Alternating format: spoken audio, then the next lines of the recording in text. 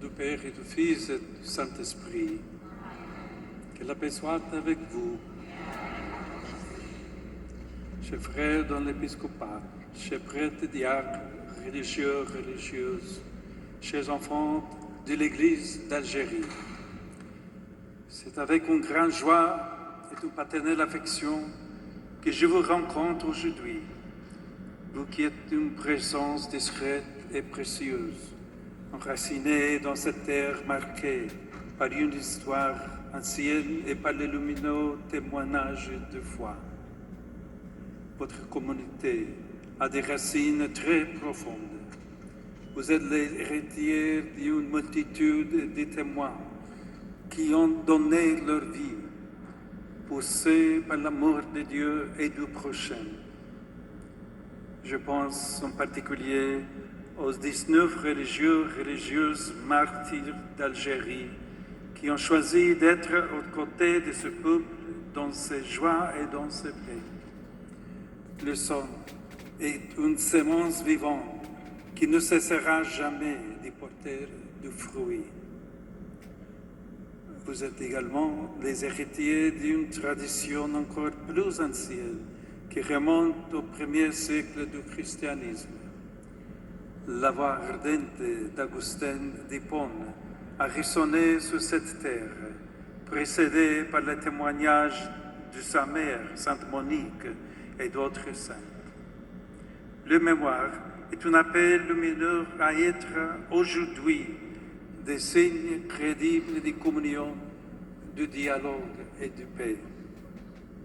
À vous tous, chers amis, et à ceux qui ne pouvant pas être présents, suivent cette rencontre à distance et j'exprime ma gratitude pour l'engagement quotidien par lequel vous rendez visible le visage maternel de l'Église. Je remercie son éminence pour les paroles qu'il m'a adressées, ainsi que Raquel, Ali, Moni et Sœur Bernadette, pour ce qu'ils ont partagé. À la lumière de ce que nous avons entendu, je voudrais que nous nous arrêtions pour réfléchir ensemble sur 3 aspects de la vie chrétienne que je considère comme très importants, en particulier pour votre présence ici. La prière, la charité et l'unité. D'abord, la prière. Nous en avons tous besoin. Saint Jean-Paul II le soulignait en s'adressant aux jeunes. L'homme, disait-il, ne peut vivre sans prier, tout comme il ne peut vivre sans respirer. Il présentait ainsi le dialogue avec Dieu comme un élément indispensable, non seulement pour la vie de l'Église, mais aussi pour celle de toute personne. Saint Charles de Foucault l'avait aussi compris. Lui qui, dans le fait d'être une présence brillante, avait reconnu sa vocation. Il écrivait « Je vis ici dans la joie, au pied du très saint sacrement. » Et recommandait « Priez beaucoup pour les autres, consacrez-vous au salut de votre prochain, par tous les moyens et votre pouvoir. Prière, bonté, exemple. » À ce propos, Ali, en parlant de son expérience de service à Notre-Dame d'Afrique, nous a dit que beaucoup viennent ici pour se recueillir en silence, présenter et recommander leurs préoccupations et les personnes qu'ils aiment, et rencontrer quelqu'un disposé à les écouter, à partager les fardeaux qu'ils portent dans leur cœur. Il a remarqué que beaucoup repartent sereins et heureux d'être venus. La prière unit et humanise. Elle fortifie et purifie le cœur. Et l'Église algérienne, grâce à la prière, sème de l'humanité, de l'unité, de la force et de la pureté à hauteur atteignant des lieux et des contextes que seul le Seigneur connaît. deuxième aspect de la vie ecclésiale sur lequel je voudrais m'attarder est celui de la charité. Sœur Bernadette nous en a parlé lorsqu'elle a partagé son expérience d'aide aux enfants en situation de handicap et à leurs parents. Dans ses propos, nous percevons la valeur de la miséricorde et du service, non seulement comme un soutien aux personnes plus fragiles, mais surtout comme un lieu de grâce pour quiconque se laisse impliquer, grandir et s'enrichir. Sœur Bernadette nous a raconté comment, à partir d'un simple geste initial de proximité, la visite aux malades, sont nés comme des germes. D'abord un système d'accueil, puis une organisation d'assistance de plus en plus articulée, une véritable communauté où de très nombreuses personnes participent aux événements joyeux et douloureux, unis par des liens de confiance, d'amitié et de familiarité. Tout tel événement est sain et bénéfique. Il n'est pas étonnant que ceux qui souffrent et trouvent les ressources nécessaires pour améliorer leur santé, tout en apportant de la joie aux autres, comme dans le cas de Fatima. D'ailleurs, c'est l'amour pour les frères qui a suscité le témoignage des martyrs dont nous avons fait mémoire. Face à la haine et à la violence, ils sont restés fidèles à la charité jusqu'au sacrifice de leur vie, aux côtés des tontons et des femmes, chrétiennes et musulmanes. Ils l'ont fait sans prétention et sans faire de bruit, avec la sérénité et la fermeté de ceux qui ne se vantent pas et ne désespèrent pas, car ils savent à qui ils ont fait confiance. Parmi tous, citons les paroles simples de frère Luc, le moine médecin âgé de la communauté de Notre-Dame de l'Atlas. Face à la possibilité de partir et de se mettre à l'abri des dangers potentiels, au prix d'abandonner ses patients et ses amis, il répondait « Je veux rester avec eux ». Et c'est ce qu'il a fait. Le pape François, en se souvenant de lui et de tous les autres à l'occasion de la béatification, a déclaré « Le témoignage courageux est source d'espérance pour la communauté catholique algérienne et sémence de dialogue pour toute la société. Que cette béatification soit pour tous une incitation à construire ensemble un monde de fraternité et de solidarité. Nous en arrivons ainsi au troisième point de notre réflexion.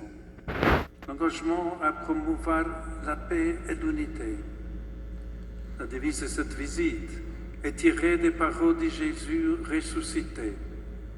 Que la paix soit avec vous. Et sur une image de mosaïque de Tipasa, on peut lire In Deo, pax et concordia sit convivio nostro, que l'on peut traduire par en Dieu, puisse la paix et l'harmonie régner dans notre vie commune. La paix et l'harmonie sont des caractéristiques fondamentales de la communauté chrétienne depuis ses origines. Selon le désir même de Jésus, qui a dit « À ceci, tous reconnaîtront que vous êtes mes disciples, si vous avez de l'amour les uns pour les autres. » À ce sujet, saint Augustin affirme que l'Église engendre des peuples, mais ils sont les membres d'une seule.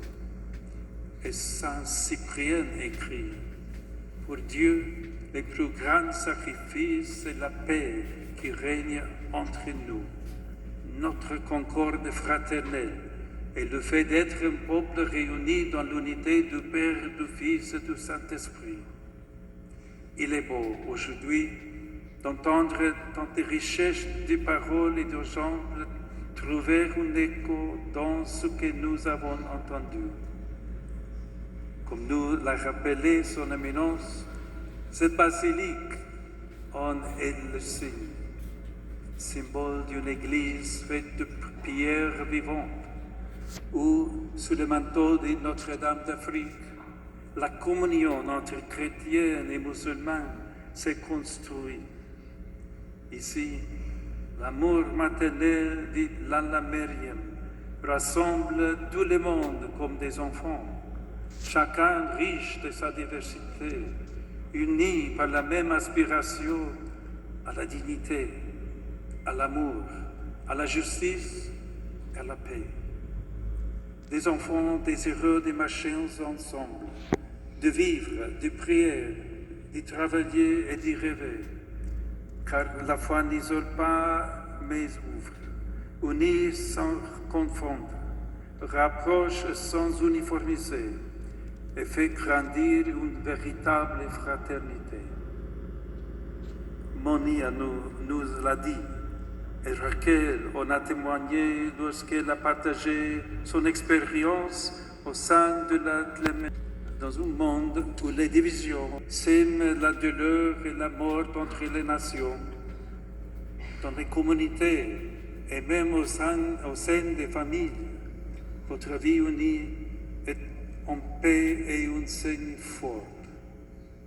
Unis, vous répandez la fraternité en inspirant à ceux qui vous entourent des désirs et des sentiments de communion et de réconciliation, avec un message d'autant plus fort et limpide qu'il témoignait dans la simplicité et l'humilité. Une partie considérable du territoire de ce pays est occupée par le désert et on ne survit pas seul dans le désert. Les rigueurs de la nature remettent à la juste mesure toute prétention d'autosuffisance et rappelle à chacun que nous avons besoin les uns des autres et que nous avons besoin de Dieu.